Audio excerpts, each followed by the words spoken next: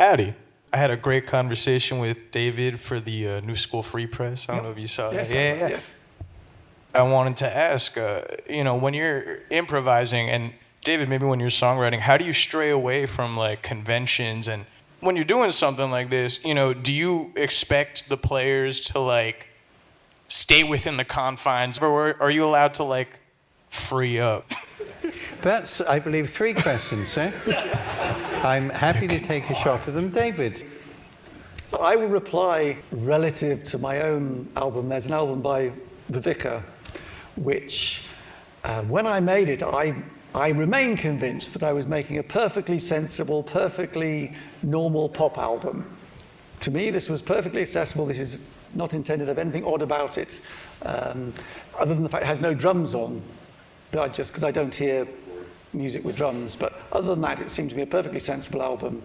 And Jeremy Stacey, who, God bless him, is a big fan of this album, is pushing hard for me to do a second one, keeps saying, yes, because it's so weird, and the way you go about writing songs is so weird and so strange. And so in my case, I don't seek it out. I thought I was doing something entirely ordinary.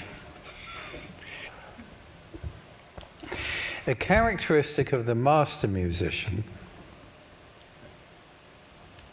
is that they can inhabit the moment as if for the first time. So you have a beginner with innocence.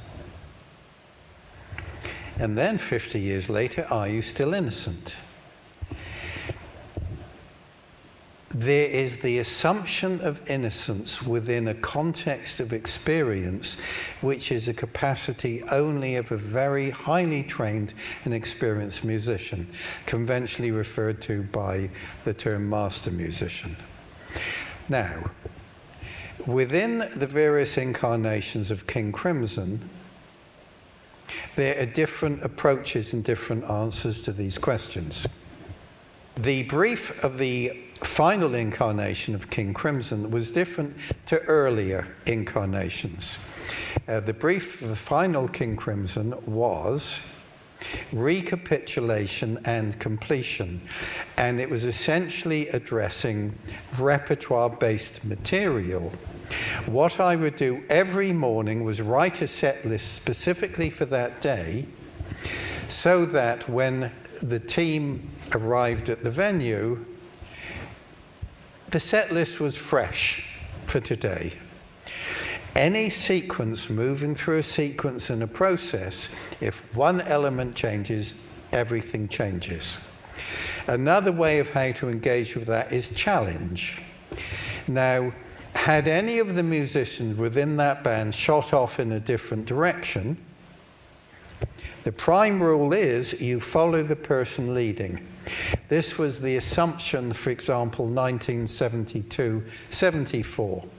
Whoever leads, the others follow. Now, King Crimson in 1973, Jamie'd gone. What we would do is play perhaps 20 minutes of music, maybe 30, and then we would improv. And Italian audiences, perhaps 5,000 to 10,000, would only give us 10 minutes, and then their attention would wander. And they would become restive. And if you've worked in front of 10,000 restive Italians who begin to pull out your power cables and police with machine guns mount the stage, you may think I'm exaggerating. You learn that your capacity for improvisation works within a series of contingencies. If you're working in the Jazz Cafe in London at the end of 1997 with Project One and Bill Bruford leading the way, then there was a convention that the others followed. Except on the third day, when Bill was still leading the way, everyone else simply stopped.